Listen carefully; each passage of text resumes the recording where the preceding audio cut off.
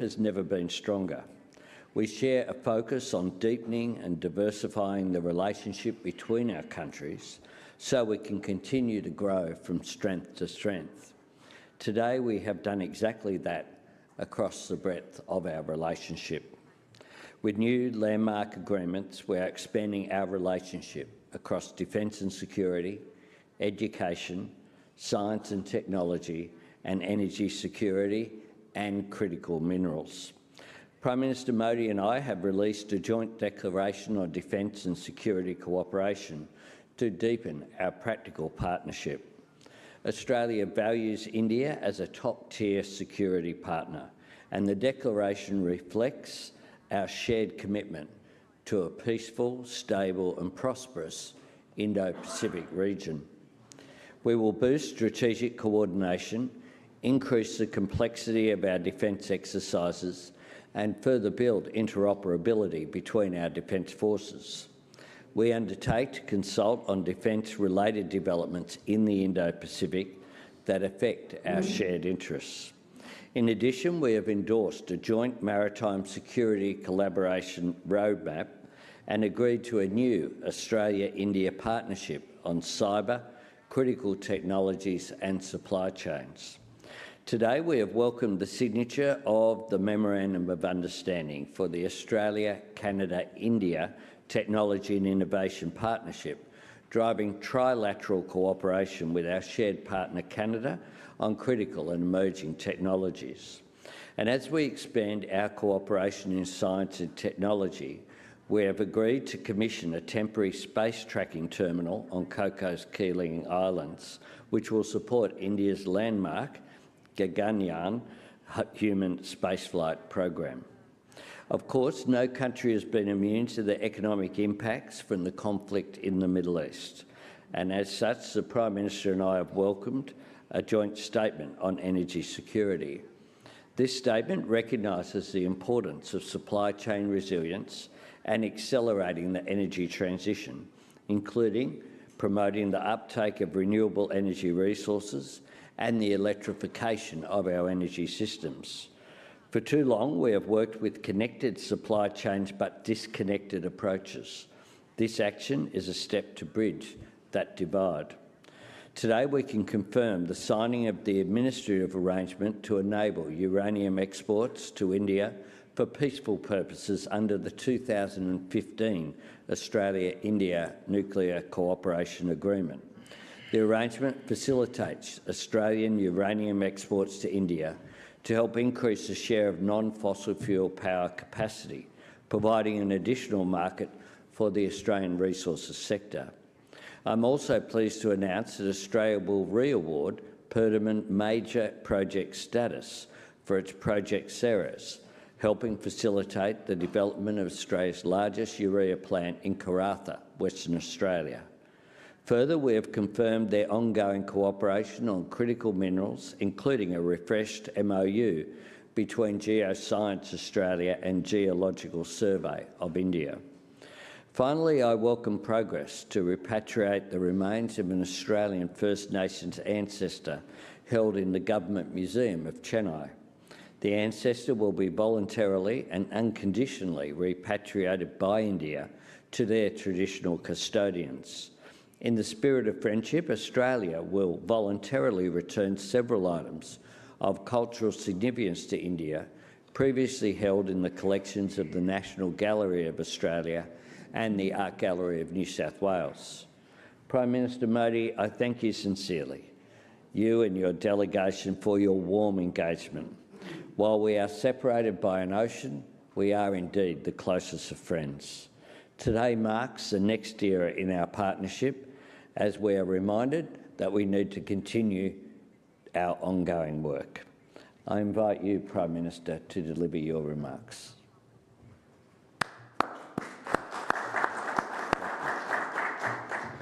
Thank you.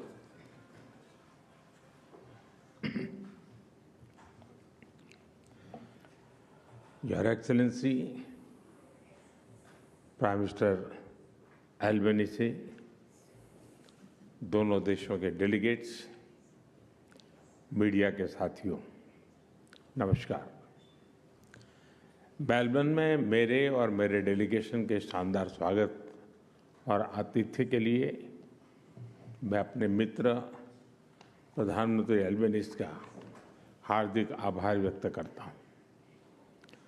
उनके व्यक्तिगत प्रयासों ने, उनके कमिटमेंट ने भारत ऑस्ट्रेलिया संबंधों को नई ऊंचाई और व्यापकता दी है। उनके इस बहुमूल्य योगदान के लिए मैं उनका अभिनंदन करता हूं। फ्रेंड्स, भारत और ऑस्ट्रेलिया दो वाइब्रेंट डेमोक्रेसीज हैं, दो मल्टीकल्चरल सोसाइटीज हैं और दो महत्वपूर्ण ओशन पावर्स हैं। हमारी ये समानताएं और हमारा कॉमन वर्ल्ड व्यू हमें गहरे आपसी विश्वास के साथ निरंतर आगे बढ़ने की प्रेरणा देते हैं।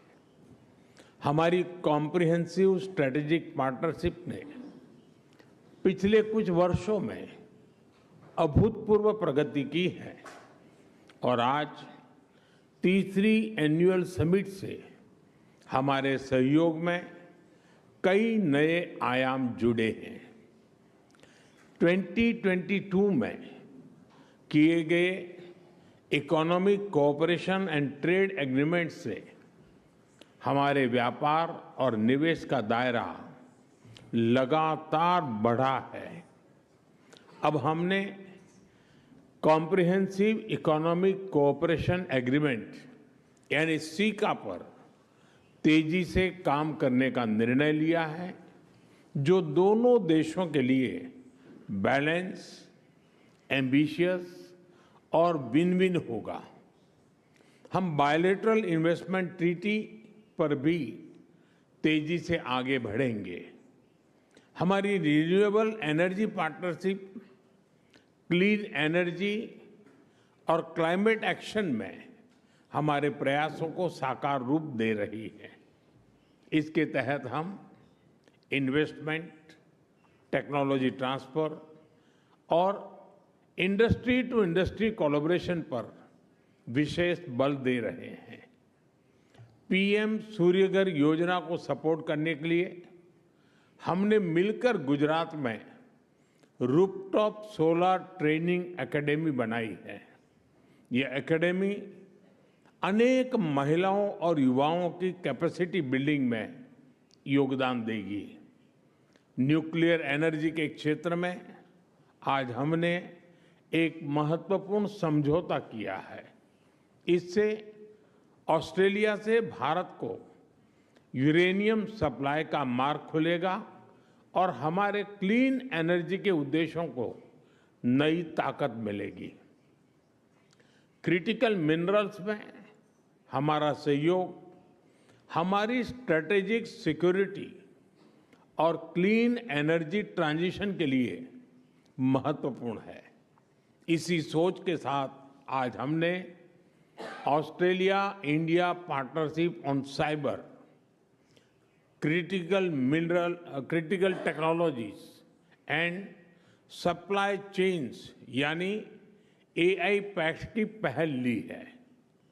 हम मिलकर क्रिटिकल मिनरल्स कॉरिडोर पर भी काम करेंगे।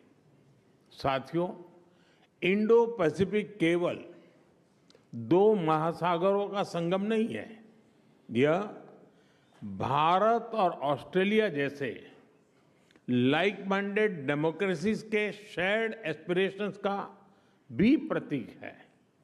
रक्षा और सुरक्षा में सहयोग बढ़ाने के लिए आज हमने एक महत्वपूर्ण जॉइंट डिक्लेरेशन जारी की है। Bharat Australia defence innovation corridor से हम डिफेंस स्टार्टअप्स और इंडस्ट्रीज को जोड़ने पर काम करेंगे। हमारे मैरीटाइम सिक्योरिटी कोलैबोरेशन रोडमैप से इंडो पैसिफिक में हमारे साझा प्रयासों को नई ताकत मिलेगी। हम शिप बिल्डिंग, शिप रिपेयर और मेंटेनेंस में भी मिलकर आगे बढ़ेंगे। फ्रेंड्स, आज हमने कई क्षेत्रीय एवं अंतर्राष्ट्रीय मुद्दों पर भी विस्तार पूर्वक चर्चा की। भारत और ऑस्ट्रेलिया मानते हैं कि आतंकवाद केवल किसी एक देश के लिए नहीं, बल्कि पूरी मानवता के लिए गंभीर चुनौती है। इसलिए आतंकवाद के खिलाफ हमारी लड़ाई भी साझा है, हमारे संकल्प भी अटूट है और हमारा सहयोग भी लगातार मजबूत हो रहा है। हमारा यह भी मानना है कि विश्व के अनेक भागों में चल रहे तनावों और युद्धों का समाधान डायलॉग और डिप्लोमेसी से ही संभव है। पूरे इंडो पैसिफिक क्षेत्र में हम मिलकर peace, stability, freedom of navigation और रूल्स बेस्ड ऑर्डर को और मजबूत करेंगे।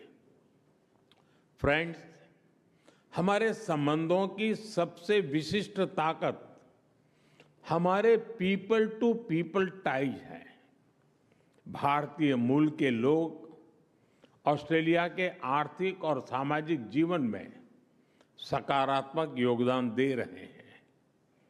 ऑस्ट्रेलिया भारतीय छात्रों के लिए पसंदीदा डेस्टिनेशन रहा है।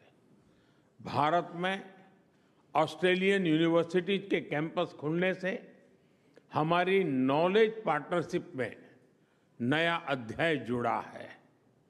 हम दोनों देशों के बीच स्टूडेंट्स, प्रोफेशनल्स और टूरिस्ट के बीच आदान प्रदान बढ़ाने के लिए प्रयास करते रहेंगे।